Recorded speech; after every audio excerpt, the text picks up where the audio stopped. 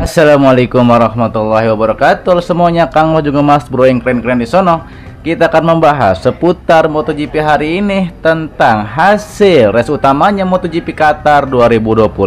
Yang pertama pastinya adalah Marc Marquez sang alien reborn yang telah kembali gitu ya. Di sini Marc Marquez membuktikan bahwa dia gacor di sirkuit favoritnya Pecco Bagnaia. Karena memang ketika start memang Marquez itu disalip oleh Morbidelli karena memang adiknya yakni Alex Marquez bikin ulah kepada kakaknya, ya ini menyenggol sirip hiu belakangnya motor Ducatinya kakaknya.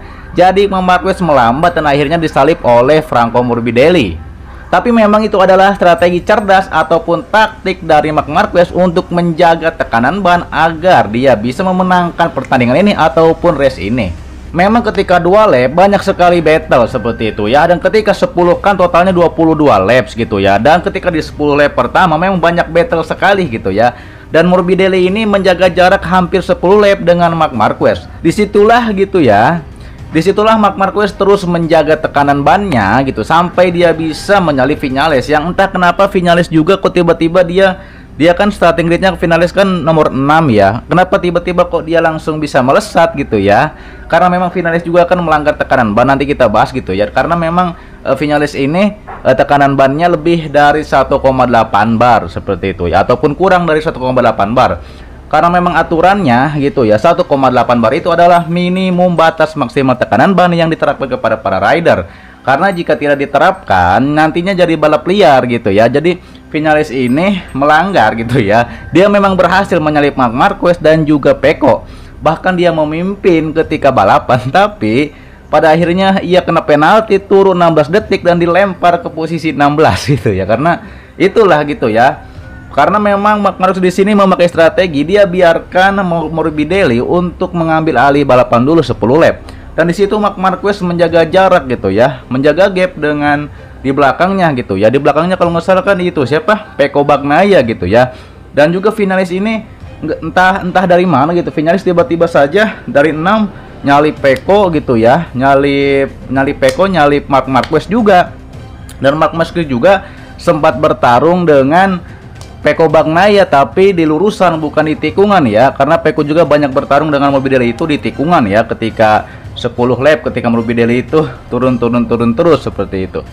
Dan memang di sini Marc Marquez membuktikan bahwa dia pakai strategi gitu ya. Dia tidak gugurupuh seperti adanya. Dan adanya ini juga yang bikin masalah gitu ya. Adanya ini malah ini gitu, si Alex Marquez udah menyenggol, terus setelah nggak lama setelah itu Alex Marquez malah nyenggol Fabio Di Gia gitu ya. Nah akhirnya dia kena penalti dan turun 16 detik gitu ya Alex Marquez. Tapi untungnya saja Alex Marquez ini masih bisa untuk bisa merangsek ke posisi 7 walaupun dia kena penalti ya, seperti itu. Marquez juga entah datang dari mana dan dia bisa sangat ngepush sekali, dan dia memang mengalahkan Marc Marquez tapi harus melanggar karena Marc Marquez hanya bisa dikalahkan dengan dirinya sendiri. Dan ini adalah podium ke 114-nya dari Marc Marquez menyamai Jorge Lorenzo. Dan juga setelah 14 tahun lamanya akhirnya Marc Marquez bisa podium 1 di GP Qatar ini, karena terakhir kali kalau nggak salah 2014 ya Marc Marquez podium 1. Sebelumnya dia posisi 2 atau 3 ketika 2019 kalau nggak salah. Jadi di sini memang Marc Marquez tidak terhentikan. Jadi dia menjaga ritme balap. Jadi dia biarkan Morbidelli memimpin, dan dia memang disalip juga sama Pecco, tapi dia bisa nyalip lagi di lurusan. Dan battle juga sama Viñales, dan tapi Marc Marquez itu kesalahan dari Viñales sendiri. Viñales itu mimpin, dia emang nyalip Viñales nyalip Pecco, nyalip Morbidelli, dan memang dia nyalip Marc Marquez juga, tapi dipepet terus sama Marc Marquez di 5 lap terakhir. Jadi ini Marc Marquez memakai strategi, jadi supaya dia biasanya nge-push itu di 10 lap terakhir tuh. Kalau nggak salah kan 7 lap terakhir Marc Marquez baru nyalip si Viñales. Jadi di kill the game, bukan nyalip sih. Itu memang kesalahan dari Viñales sendiri. Tapi kalaupun tidak kesalahan dari Viñales, yakin sih gitu ya, Marc Marquez pasti bisa nyalip Maverick Viñales di akhir lap. Karena memang itu adalah memang Marc Marquez adalah seorang master MotoGP gitu ya. Karena dia yang paling banyak gelar, skillnya luar biasa, dan dia membuktikan diri bahwa favoritnya ini walaupun bukan sirkuit favoritnya, tapi Marc Marquez bisa gitu ya mengkill game, mendekill game ataupun menghabisi lawannya ketika 5 lap terakhir. Dan ini emang ritme balap ataupun strategi dari Marc Marquez menjaga ban agar tetap ada di batasnya gitu ya, karena memang batasan MotoGP kan 1,8 bar itu kan ban depan, ban belakangnya 1,68 bar, jadi nggak boleh lebih dari segitu, nggak boleh rendah dari segitu. Jadi kalau misalnya naik itu nantinya kurang grip ban 8 nih, 8. Seperti contoh Vinales di sini memang dia melanggar karena mungkin Vinales melanggar karena dia itu melanggar tekanan ban, nggak tahu lebih dari 1,8 bar ataupun kurang dari 1,8 bar. Karena memang 60% itu harus di 1,8 bar, nggak boleh naik, nggak boleh turun, jadi tetap di situ seperti itu ya. Jadi memang harus menjaga di 1,8 bar, nggak boleh naik. Kalau misalnya naik itu tekanan bannya terlalu ngepush, dan pada akhirnya nanti malah ke ban Michelin, memang dia kan terkenalnya memang seperti itu. Jadi ketika bannya suhunya naik gitu ya, lebih dari 1,8 bar ataupun 2 lebih, nanti bannya itu nggak bisa nyengkram bannya nggak bisa nyengkram aspal ya, kurang grip lah, dan pada akhirnya bisa jatuh. Kan kalau misalnya kurang dari 1,8 bar, kayaknya itu bisa keselamatan pembalap nanti berbahaya untuk keselamatan pembalap itu, untuk safety katanya, kata Michelinnya gitu ya.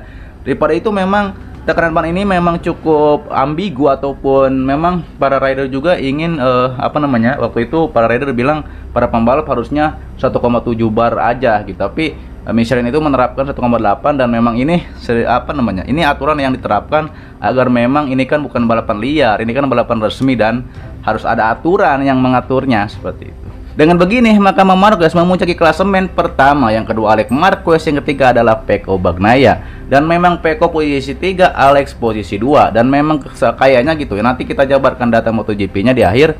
Dan memang di sini Marc Marquez itu poinnya, jaraknya sama Pecco ini 30 poin.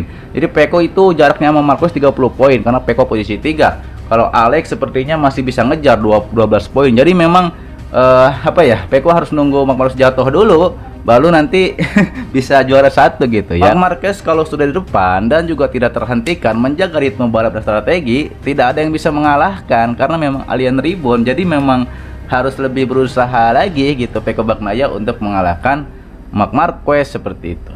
Yang kedua adalah Pecco Bagnaia. Di sini Pecco Bagnaia starting rate-nya adalah 12, tapi langsung saja gitu ya Pecco Bagnaia memakai jurus menghilang gitu ya, ataupun memakai kecepatan petir gitu ya, besut gitu, nggak tahu gimana gitu. Kok dia tiba-tiba ada di posisi 3, dan memang Pecco Bagnaia bilang dia pengen gitu ya, dia ambisi pengen nyalip 10 rider, dan memang dia membuktikan, tapi bukan 10 tapi 8. Tapi itu juga diuntungkan ya Pecco Bagnaia dengan nyeruduk-nyeruduknya Alex Marquez yang tidak tenang ketika balapan. Dia malah nggak nyeruduk kakaknya sendiri, sirip hiunya menjadi patah 1 gitu. Tapi itu tidak menghentikan Marc Marquez untuk jadi juara. Memang di sini memang Alex ini banyak problem sekali gitu ya, udah menyeruduk kakaknya, terus jadi dia diseruduk, dia nyenggol juga dan kena penalti. Dan memang Pecco di sini membuktikan dia bisa fight gitu ya, bisa bisa nyalip Marc Marquez, tapi disalip lagi gitu di lurusan. Kalau nggak salah 1 lapnya disalip sama Pecco nyalip Marc Marquez, terus lap selanjutnya Marc Marquez nyalip Pecco gitu ya di lurusan gitu ya. Tapi kan dia sempat battle juga sama Fabio sama si Morbidelli. Jadi rekan seperguruan juga ini si Pecco dihabisi nama Pecco gitu, karena di sebelumnya gitu ya si Pecco ini, karena memang sebelumnya Pecco itu kalah sama Morbidelli gitu ya, tapi sekarang Pecco membuktikan rekan seperguruan tidak ada ampun, langsung disikat. Memang di sini Pecco juga agak agresif gitu ya, maksudnya dia harus memang menjaga poin, harus jadi podium, jangan seperti kemarin di sprint race dia melempem, karena jika melempem ya gimana mau saingin Marc Marquez buat jadi juara dunia ya, seperti itu. Dan Pecco di sini memang battle sengit ya dengan Morbidelli seperti itu. Walaupun dia disalip sama Vinales, memang awal-awalnya memang kan si Morbidelli itu kan tadinya posisi berapa deh? Posisi 1 turun disalip tuh kan si Morbidelli kan sekaligus disalip sama Vinales, disalip juga sama Marc Marquez, dan pada akhirnya battle juga sama Pecco yang ada di posisi 4 gitu ya. Dan di situ battlenya sengit tuh ya, tikungannya itu benar-benar nyalip terus, pada akhirnya si Morbidelli kalah. Karena Morbidelli mah emang dia angin-anginan gitu, kadang menang, kadang enggak kelihatan, kadang bagus juga gitu ya Morbidelli. Tapi memang di sini Peko membuktikan bahwa dia bisa masuk 3 besar, dan walaupun dia diuntungkan, tapi dia tetap fight dan tetap bisa jadi podium 3, podium 2 karena si Viñales kena penalti 16 detik. Karena itu melanggar tekanan ban yang lebih 1,8 bar itu. Jadi memang di sini Peko memberikan trofinya itu buat si Morbidelli gitu ya, karena memang Morbidelli kan posisi 4 tadinya gitu ya, di bawahnya dia gitu, di bawahnya Peko. Tapi karena finalis dilempar gitu ya, dilempar sama peraturan MotoGP ke sono ke barisan 16 gitu ya kalau nggak salah itu finalis. Dan akhirnya Peko bisa posisi 2 runner up dan bisa lebih poinnya lebih banyak lagi gitu ya, karena kan finalis itu kan ini gitu ya. Iya, karena kan poinnya ini berubah sekarang. Peko ini lebih bisa mendekati Marc Marquez atau bisa mendekati Alex gitu ya, karena dia posisi 2 di race utamanya MotoGP ini. Dan memang ketika 10 lap mau berakhir gitu ya, 5 lap terakhir, Peko tidak bisa ngepush lagi untuk mengalahkan Viñales gitu. Iya benar, mengalahkan Viñales karena Marc Marquez juga nyalip Viñales kan ya di posisi 2, dan pada akhirnya Marc Marquez mimpin balapan, kedua Viñales, ketiga Peko nggak bisa ngepush lagi karena memang jaraknya hampir 1 detik ya ketika si Viñales ini kedua, Peko ketiga. Jadi ya buat Peko susah ya, karena memang mau berakhir gitu race-nya seperti itu. Yang ketiga di sini adalah Franco Morbidelli ya. Morbidelli memang mendapat hibah dari penaltinya Maverick Viñales. Viñales memang gacor, tapi itu seperti sia-sia dan kasihan ya babang Viñales ini gitu ya, Neng Viñales ini gitu ya.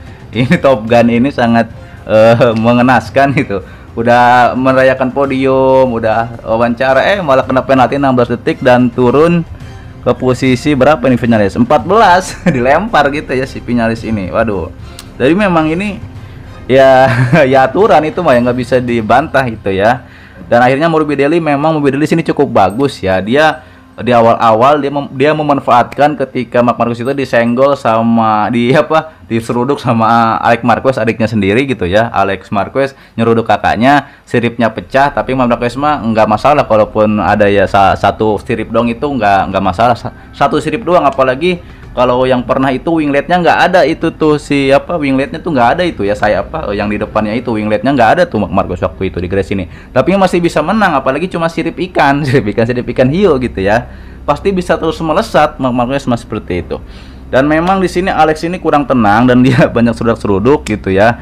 Dan Morbidelli memanfaatkan momen itu, dia di lap pertama gitu ya sampai 10 lap dia mimpin terus si Morbidelli menjaga jarak, tapi karena manajemen ban, karena bannya mungkin botak dan aus gitu ya, dan pada akhirnya Morbidelli turun disalip sama Marc Marquez gitu ya, disalip sama Viñales ya, sekaligus tuh disalip sama Viñales, 2 kali disalip sama rider, bukan cuma Peko yang nyalip si Morbidelli. Jadi disalip 3 rider sekaligus, Viñales, Marc Marquez sama Peko gitu. Jadi Morbidelli di sini hikmahnya gitu ya, walaupun dia kalah gitu ya sama 3 rider gitu ya, disalip sekaligus, tapi dia dapat trofi podium 3 karena Viñales ya dilempar gitu ya.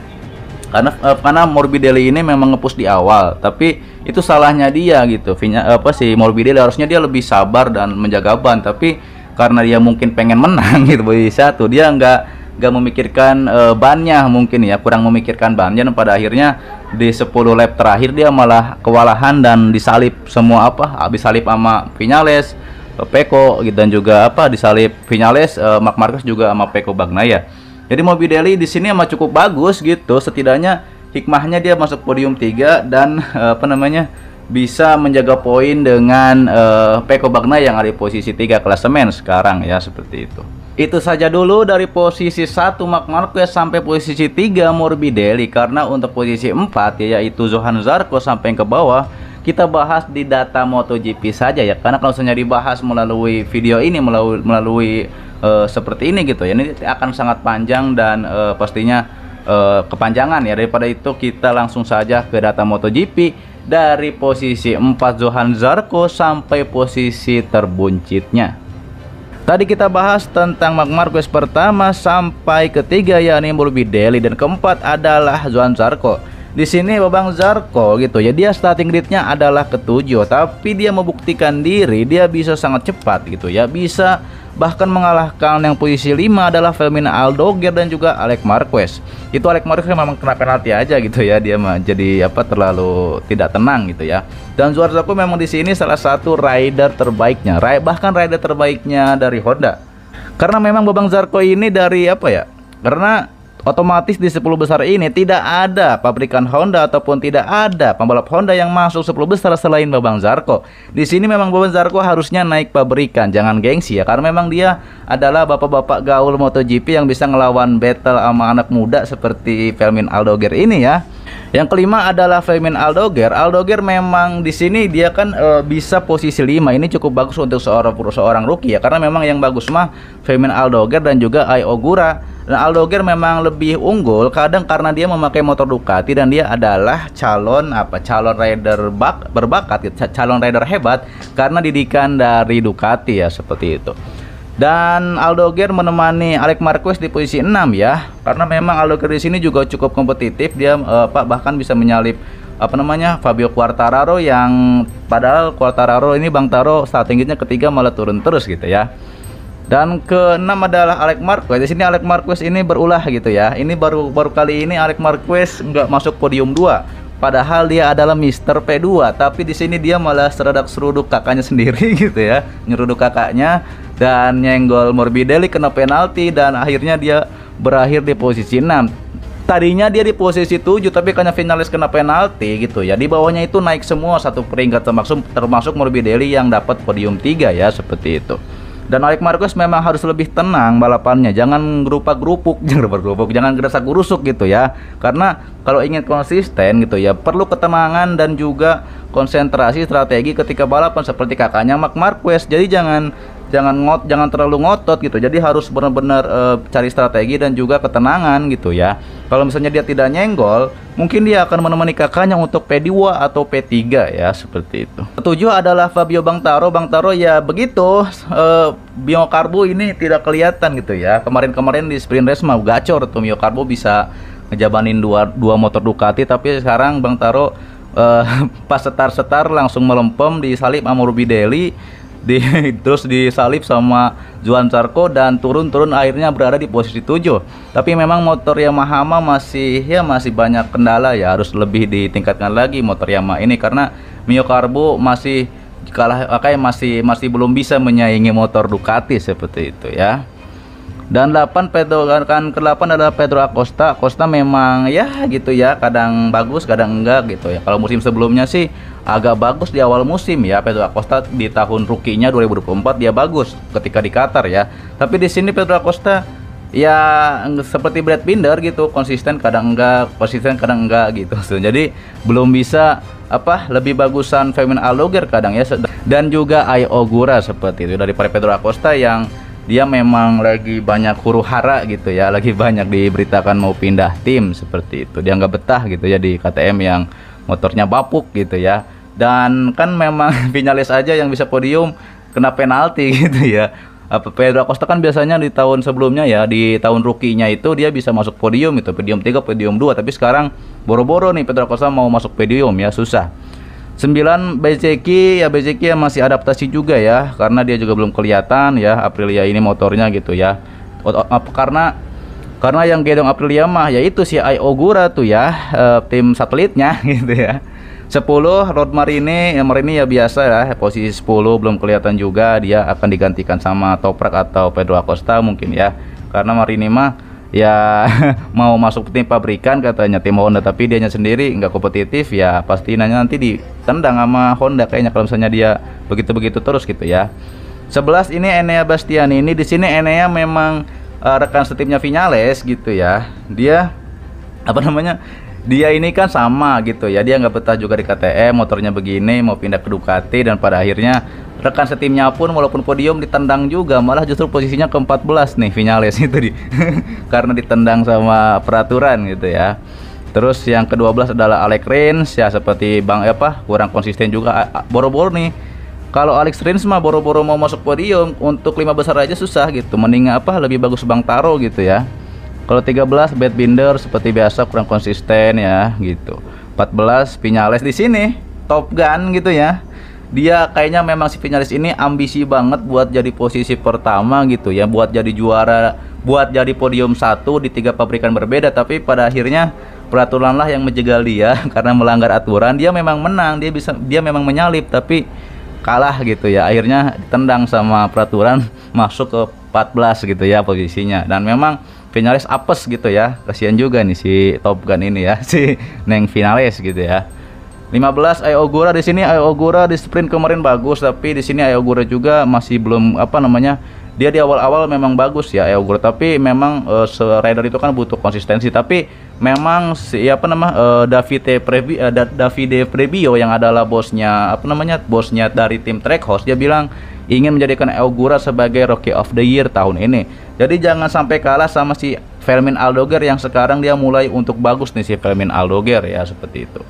16 Di Gia nih payah gitu ya, di race utamanya MotoGP Qatar malah kalah sama Morbidelli yang bisa battle di depan, walaupun kalah juga tapi akhirnya podium karena dapat hibah dari itu si Viñales gitu ya. Di Gia ini ya gitu, banyak omong-omong doang gitu, walaupun dia pakai kontrak pabrikan dan juga apa namanya motornya lebih bagus daripada Morbidelli, tapi nggak ada bukti nih ya si Fabio Gia ke 16. 17 Raul Fernandez ya, Raul Fernandez mah biasa di urutan belakang aja. Chandra hore-hore lah itu mah, si Chandra mah itu masih jauh lah itu mah ya. Alex Fernandez ya, di sini Mas Agus penggantinya Miguel Oliveira udah bapuk jatuh lagi ya. Kasihan dia ya. Fernandez 13 laps jatuh. Martin juga nih, juga Martin emang masih adaptasi juga, memang gaya balap dia nggak cocok sama Aprilia, masih adaptasi. Dan dia tiba-tiba nggak tahu jatuh, kehilangan grip ban depan atau gimana, tiba-tiba dia jatuh aja di 13 laps kalau nggak salah ya. Dan Joan Mir juga ya jatuh juga ya. Ini Joan Mir nih sering jatuh gitu ya, mungkin karena terlalu ngepush motor kali ya. Kalau Rod Marini kan, Luca Marini dia jarang jatuh tapi kurang kompetitif ya. Kalau Joan Mir kan kadang bisa masuk 10 besar, kadang bisa nyampe 7 besar, tapi kadang jatuh terus gitu ya. Jack Miller juga ya sama juga itu ya, dia jatuh juga karena ini Jack Miller mah kan pengalaman, karena Yamaha make dia cuma buat pengalaman doang, buat ngembangin motor seperti itu. Dan ini adalah fastest lap of each rider. Ini adalah rider tercepat di tiap tikungan, karena total lap adalah 22 lap. Yang pertama pastinya adalah Marc Marquez. Di sini Marc Marquez mencatatkan waktu 1 menit 52.561 detik. Karena walaupun Marc Marquez sirip belakang hiu motornya itu patah gara-gara adeknya gitu ya, tapi dia tetap bisa tercepat. Dia itu lap time-nya tercepat di lap berapa ini? Di lap 19. Nanti kita gedein dulu ya. Oke. Dia ini tercepat di lap totalnya kan 22 lap, tapi dia bisa cepat di lap 19 di 1 menit 52.561 detik. Karena berarti mau berakhir 3 lap sebelum berakhir itu race gitu ya. Marc Marquez menjadi tercepat dan menjaga gap dengan Viñales seperti itu. Dan Viñales di sini kedua gitu ya. Dia 1 menit 52.704 detik, dia di lap ke-6. Karena memang Viñales itu tiba-tiba saja ngepush kesurupan apa dia gitu ya, nggak tahu kesurupan apa, tiba-tiba dia dari starting grid 6 gitu kalau salah, dan dia bisa melesat sampai mimpin balapan bahkan nyalip Marc Marquez. Dan itu di lap ke-6 dia mulai ini apa ya, benar dia di lap ke-6 itu mulai gacor dan mulai ngepush, dan pada akhirnya dia kalah karena kesalahan sendiri, melebar dan disalip oleh Marc Marquez ya. Pecco Bagnaia juga perlu diapresiasi karena memang dia ini bisa menyalip 8 rider, tapi memang itu keuntungan karena Alex Marquez juga mengeluhkan kesalahan ya. Tapi di sini kelihatan memang Pecco ini agresif karena pastinya dia tidak mau kalah gitu, karena memang untuk menjaga poin dengan Marc Marquez dan juga Alex Marquez seperti itu. Dan memang lapnya ini ya totalnya kan 22, berarti Pecco ini mencatatkan waktu tercepat di lap 12 di 1 menit 52.710 detik. Jadi memang di sini Pecco ini 10 lap terakhir dia ngepush gitu ya. Dia bahkan battle dengan rekan seperguruan yakni Morbidelli dan berhasil mengalahkan si Morbidelli itu.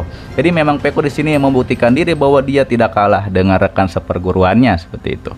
Yang keempat Di Gia memang dia memang posisi 4 nih ya lapnya di apa? Dia tercepat itu di menit lapnya 18 lap ya di lap 18, tapi nggak apa nggak kelihatan juga sih Fabio Di Gia, walaupun dia cepat-cepat itu di 18 lap gitu ya, di lap 18, jadi belum bisa untuk menyaingi rekan seperguruannya ya, rekan setimnya ya nih si Morbidelli.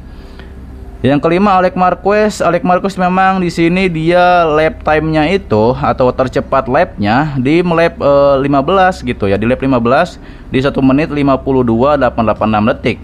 Tapi memang Alex Marquez ini di lap mau berakhir race dia tercepat, tapi itu sudah ketinggalan karena dia banyak melakukan kecerobohannya di awal-awal lap gitu yang membuat dia keluar dari 5 besar gitu ya, seperti itu. Dan itu adalah dari posisi 1 sampai posisi 5 gitu ya. Sedangkan posisi buncitnya adalah ya pastinya nggak jauh dari Sophia Chandra, rider Thailand yang ya biasa itu mah hore-hore doang, ramein aja, buat meramaikan aja itu mah gitu ya. Setelah itu kita masuk ke event base maximum speed yang adalah tercepat gitu ya. Siapa saja rider cepat gitu ya di MotoGP Race Qatar Utama 2025. Dan di race utama MotoGP Qatar ini Brad Binder mencatatkan waktu ya ini 361.2 detik gitu ya. Brad Binder mah pasti masuk aja kayaknya kalau di top speed mah, tapi di balapan mah nggak kelihatan gitu aja Brad Binder ini, kesayangan KTM. Tapi kalau top speed mah menang mulu nih ya si Brad Binder, tapi kalau balapan mah bapuk gitu.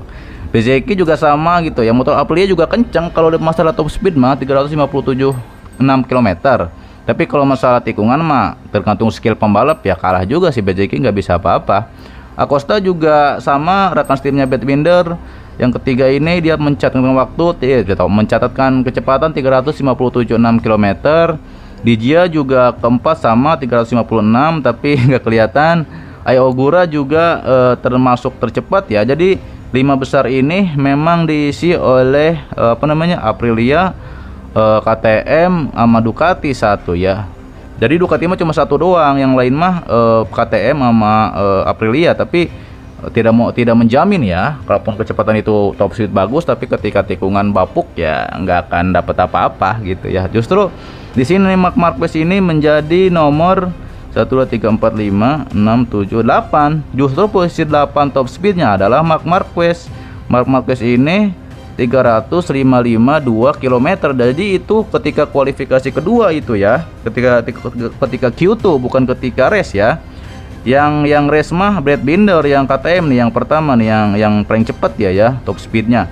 Sedangkan si Fabio juga di kualifikasi 2 dan Pedro Acosta di sprint dia tercepat seperti itu kecepatannya. Dan kita pindah di World Championship klasemen sementara perjuaraan Grand Prix juara dunia 2025 untuk MotoGP gitu ya.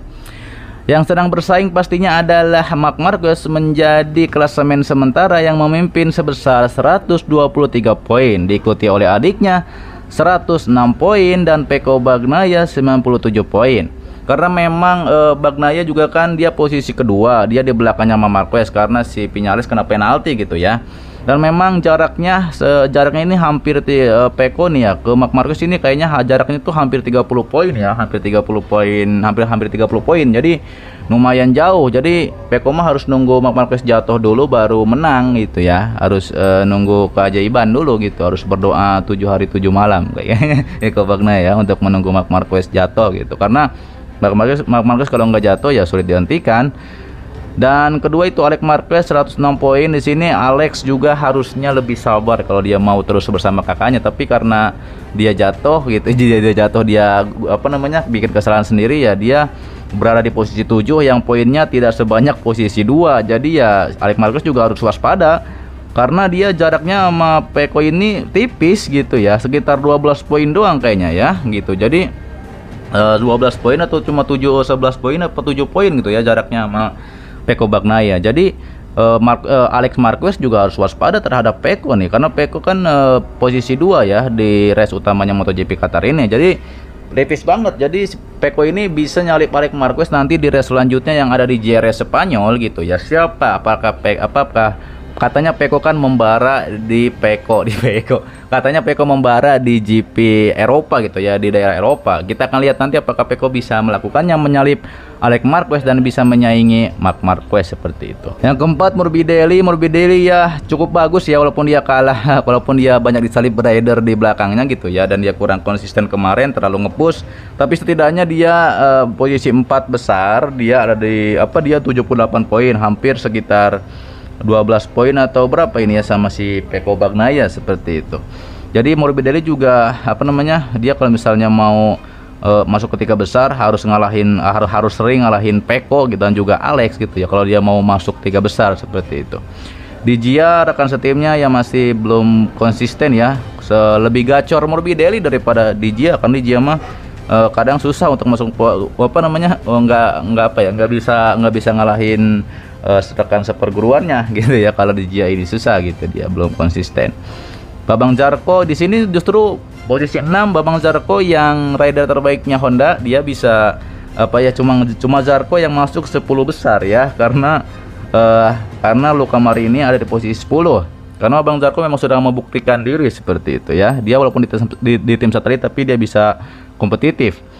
Ketujuh, Bezzecchi masih adaptasi dan dia lumayan lah masuk 10 besar ya Bezzecchi. Bang Taro juga inilah Bang Taro gitu ya. Padahal dia kalau pakai motor Ducati atau yang lain mungkin ya, atau pakai KTM juga lagi ini yang nggak begitu bagus motornya. Kalau pakai Ducati aja ya, Bang Taro ini bisa kompetitif dan bisa melawan Marc Marquez kayaknya kalau misalnya dia pakai motor Ducati yang kompetitif.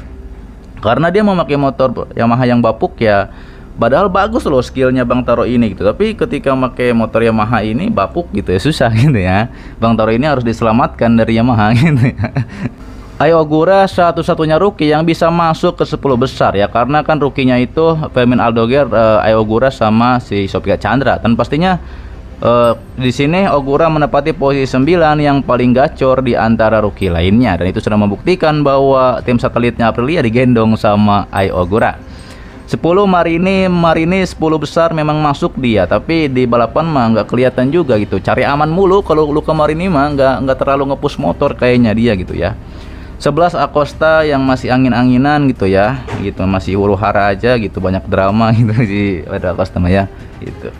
Binder juga sama di sini, dia kurang begitu konsisten juga gitu ya, 12 gitu ya, kesayangan KTM mah susah didepaknya gitu. 13 Bastian ini frustasi juga di KTM, motor KTM-nya begitu gitu ya, harus sabar nih ya. Aldoger di sini, Aldoger kalah justru dari Ai Ogura, dia posisi 14 justru si Aldoger ini ya. Karena dia bagus-bagus ini di seri-seri Qatar aja gitu. Kalau di seri-seri sebelumnya dia bapuk gitu, si Aldoger ini malah nabrak si Aldoger. Alex Rins 15 Jack Miller ya masih pengalaman doang, itu mau diambil sama Yamaha ya, masih kurang begitu konsisten. Alex Rins lebih bapuk daripada kurang begitu bersinar juga, kalah sama ini Bang Taro. Terus ini siapa lagi, Joan Mir crash mulu nih. Joan Mir kalau misalnya nggak crash ya, masuk 10 besar terus, dia bisa lebih baik daripada Babang Zarco nih. Tapi karena crash mulu nih gitu ya, karena Joan Mir mungkin pengen ngepush motor kayaknya, jatuh mulu. Viñales 18 gitu ya, Viñales udah senang-senang podium, dilempar ke posisi 14 gitu ya, di hasil Qatarnya, hasil race utamanya, dan di klasemen dia ke 18 gitu ya, cuma dapat 8 poin gitu ya. Udah kena penalti, terus ditendang juga, terus dengan poinnya sedikit gitu, 14 posisi 14 itu di hasil spin race, hasil race-nya. 19 Fernandez ya, itu mah Raul Fernandez ya, rekan setimnya Ogura masih begitu, kurang nggak kelihatan. Oliveira masih cedera, Sapadori bapuk, terus 23 Chandra ya masih ini ya, berapa nggak ada poin. Si Chandra kasihan amat ya, nggak dapat poin dia. Martin juga belum dapat poin juga gitu ya, sama lagi juara dunia ini malah di bawah gitu, karena memang adaptasi dan memang Martin baru comeback gitu ya.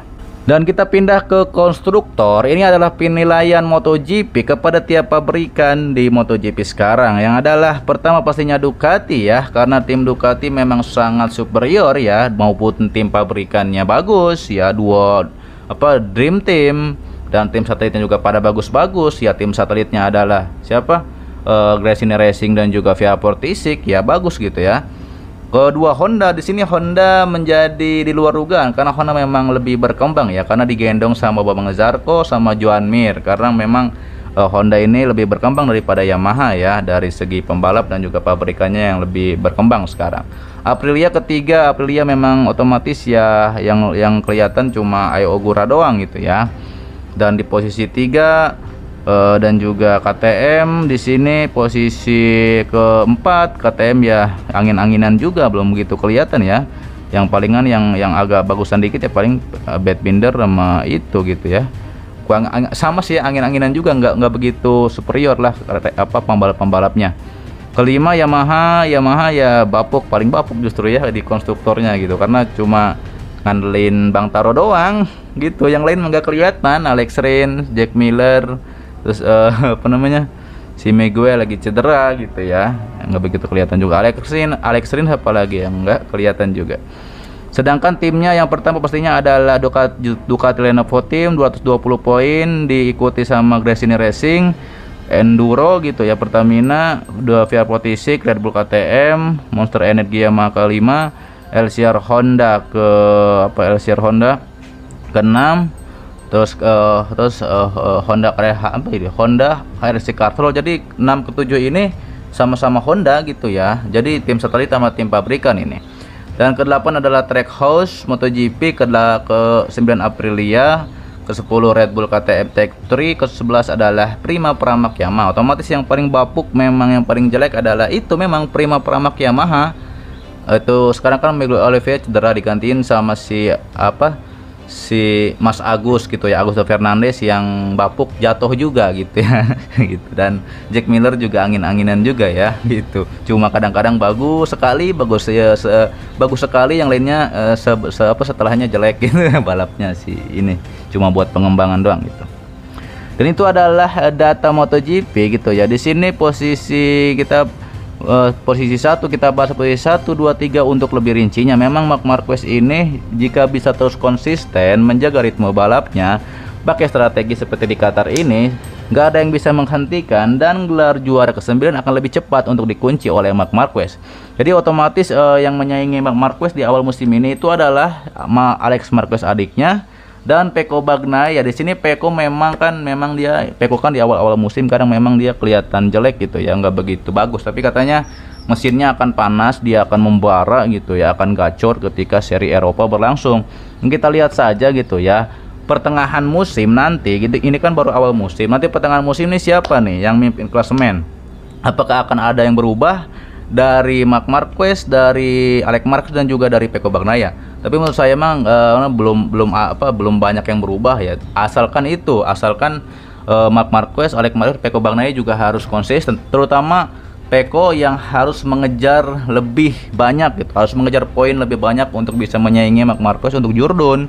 Karena kalau misalnya dia tidak konsisten, bisa-bisa ya yang saingan ini dua Marquez bersaudara, jadi kayak Marquez Cup gitu ya, jadi bukan MotoGP. Dan Pecco ini harus bisa menyaingi Marc Marquez kalau dia pengen tetap jadi rider utamanya Ducati, karena kan posisi Pecco ini secara sadar tidak sadar dia terancam dengan Marc Marquez, apalagi Alex Marquez juga yang lebih kompetitif awal musim ini daripada dirinya gitu ya. Karena kan Alex Marquez mah lebih di tim satelit bukan di tim pabrikan, dan mungkin ya akan naik tim pabrikan jika Pecco tidak konsisten seperti itu ya, karena Pecco harus membuktikan diri bahwa dia masih rider utamanya Ducati dan masih gacor seperti itu. Oke, untuk sekian saja untuk data MotoGP dari posisi tadi, hasil klasemen gitu ya, dari hasil klasemen, dari top speed, dari fast lap-nya kita bahas dan secara lengkap, saya bahas dengan lengkap, dan semoga ini menjadi gambaran gimana nanti gitu persaingan yang lebih ketat. Dan di Jerez Spanyol nanti pastinya akan prediksi lagi, akan live lagi, dan jangan lupa juga untuk subscribe, like, komen, dan share. Dan terima kasih yang sudah menonton sampai detik ini. Sehat buat kalian semua, dan jangan lupa untuk ini gitu ya, di subscribe, di like, dan di komen agar semakin semangat membuat konten seputar MotoGP. Dan sampai jumpa kembali di video selanjutnya. Assalamualaikum warahmatullahi wabarakatuh.